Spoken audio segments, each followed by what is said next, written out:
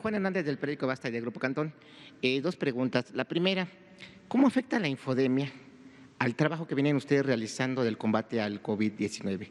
Y me refiero a esto porque el día de ayer estuvo circulando en redes sociales, todavía hoy estuvo circulando una versión en la que una figura pública afirmaba que la Ciudad de México iba a estar en semáforo verde, ¿no? Cuando realmente los que estamos aquí cubriendo diariamente sabemos que las cifras pues señalan todo lo contrario, ¿no? Esto queda como resultado, ¿cómo los ha afectado? Y la segunda, un temita que quedó ahí pendiente fue lo de la de sesiones hospitalarias, a ver si nos puede compartir ese datito que tenemos ahí pendiente y pues sería todo. Gracias. Muchas gracias. La infodemia. Infodemia es el término que se le ha dado a lo equivalente a una epidemia, pero de información, o más propiamente de desinformación. Este es un término que a lo largo de los últimos años, posiblemente de manera particular los últimos 15 o 20 años, se ha estudiado por parte de distintas profesiones, los sociólogos y sociólogas, psicólogas y psicólogos, incluso antropólogos, especialistas en informática, en redes de cómputo, en fin, muchos profesionales han estudiado este fenómeno, periodistas por supuesto también, y es un fenómeno en el que se propagan como olas, como grandes olas, se difunden las noticias que no necesariamente son veraces. Hay estudios científicos, hoy no lo traje, pero un día pronto les traigo un estudio científico de la revista, publicado en la revista Science, una revista muy prestigiosa, hace, si no recuerdo mal, hace unos 7 u 8 años, que analiza cómo las malas noticias y las noticias falsas se transmiten a una velocidad mayor y a mayores distancias que las noticias verdaderas y las buenas noticias. Y esto tiene que ver con un fenómeno psicosocial en el que aparentemente los seres humanos somos propensos a que nos llame la atención lo negativo. Lo negativo llama más la atención que lo positivo, que lo alentador, por alguna razón que desde luego es interesante de entender.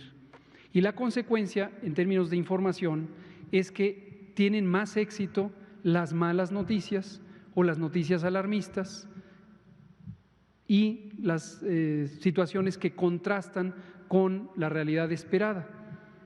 Esto, desde luego, cuando se piensa en medios de información o medios de comunicación, ahí ustedes son expertas y expertos, tiene un atractivo que a veces puede ser comercial. Hay medios de comunicación que tienen una agenda comercial, son empresas generadoras de dinero, de riqueza, por la venta de los servicios o la venta de los anuncios, y entonces parecieran centrarse en privilegiar las noticias que tienen mayor impacto, y entre ellas resulta atractivo el tener noticias escandalosas, lo que se llama popularmente el amarillismo, que invita a que haya una mayor afinidad de los lectores o de los visualizadores, de hoy que las noticias pueden ser en formato de video, o de los escuchas para las noticias que son en audio.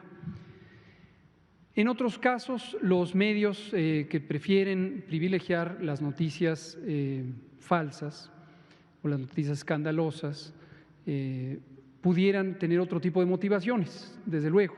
Pueden ser motivaciones, por ejemplo, políticas, puede ser una agenda de contraposición al gobierno, a otro grupo social, posicionar una agenda ideológica, en fin, hay muchas motivaciones. Pero todo este fenómeno es la infodemia.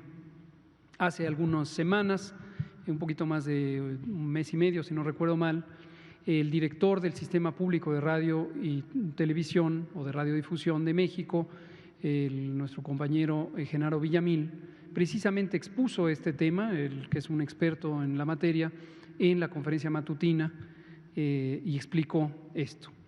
Hay un componente importante a considerar, y aquí tomo lo que el propio Genaro Villamil presentó, que es la motivación económica en gran escala. Es un gran negocio distorsionar información para vender esta a un público que es ávido de desinformación, paradójicamente. Uno pensaría intuitivamente que las personas quieren conocer la verdad.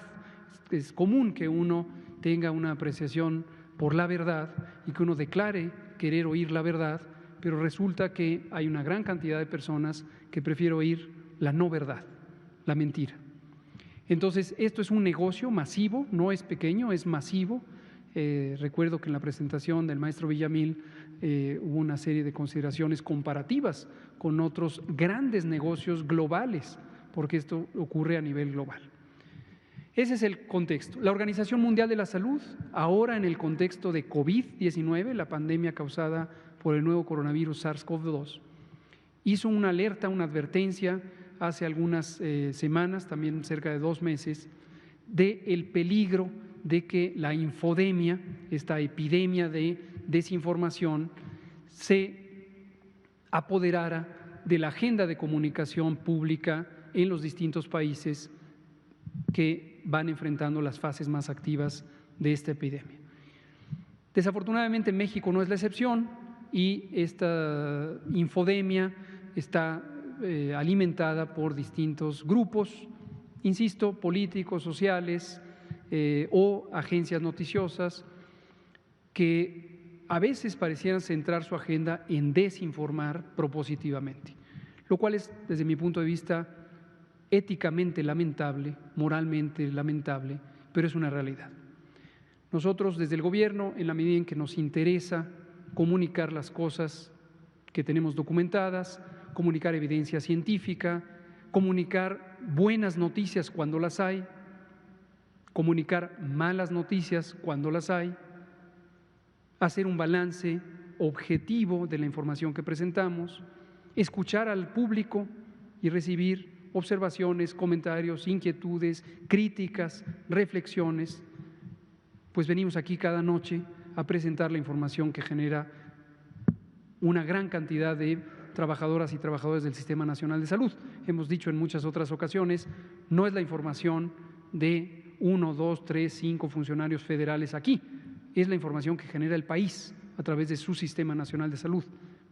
Médicos y médicas que están en cada rincón luchando contra el COVID y que están trabajando además por dar información que pudiera ser útil a la población para tomar decisiones favorables. Entonces, en ese sentido, aunque evidentemente, y lo reiteraremos siempre, somos muy respetuosos y muy afines a que exista libertad de prensa, que exista libertad de expresión, nos parece que son elementos fundamentales de una sociedad plural, democrática, que siempre deben prevalecer, pero lamentamos, y hay que decirlo, que haya personas o grupos o agencias noticiosas o empresas que tienen esta agenda de desinformar. Con el ejemplo concreto que nos presenta usted, Juan, hoy mismo nos parece que fue un despropósito, efectivamente, quizá algunos se lo encontraron, un comunicador profesional presentó que la Ciudad de México mañana estaría en semáforo verde. ¿De dónde pudo haber sacado esta idea descabellada cuando hemos presentado cada día ante ustedes, quienes están aquí, quienes nos escuchan allá, el estado que guarda la epidemia? ¿Cómo íbamos a pensar que súbitamente iba a pasar a verde? No sé cuál fue la intención, ni es mi papel juzgarla, relato los hechos y evidentemente estamos presentando el semáforo, no hay ningún verde, estamos todavía a varias semanas, si acaso del amarillo. Y la Ciudad de México, que quede muy claro, la Ciudad de México a partir de la siguiente semana está en color naranja. Es su segunda semana en color naranja y la jefa de gobierno en la Ciudad de México ha sido extremadamente cuidadosa obviamente en proporcionar toda la información y garantizar que ésta sea útil, pero además en planear los elementos del semáforo y las actividades que se pueden ejecutar. Es uno de los planes de desconfinamiento mejor cuidados en el país, posiblemente el mejor, el más completo, el más detallado, el más orientador, y eso sí nos parece yo diría que hasta cierto punto una falta de respeto para la población. La infodemia puede matar, definitivamente, porque concretamente en el caso de COVID, uno de los elementos que ha sido un reto importante es que hay un segmento de la población a quien no fácilmente se convence de la situación que estamos viviendo, del riesgo, el riesgo que implica tener un virus. Hay segmentos de la población que no creen todavía que exista una epidemia en este momento o que exista el virus. Si ante ellos y ellas se les presenta este tipo de desinformación deliberada, pues entonces podría tener consecuencias muy graves, podría tenerla. Pensemos optimistamente, siempre es bueno apelar al optimismo, que no fue deliberado, que fue, no sé si confusión, ustedes son expertas y expertos, yo no, en comunicación, pero hasta donde entiendo el oficio profesional y ético del periodismo incluye el documentar las notas, el tener fuentes de información complementarias que contrasten hasta formarse un juicio o acudir a la fuente primaria de quien produce la información, en este caso ya sea el gobierno de la Ciudad de México o el gobierno federal, que es quien elabora el semáforo.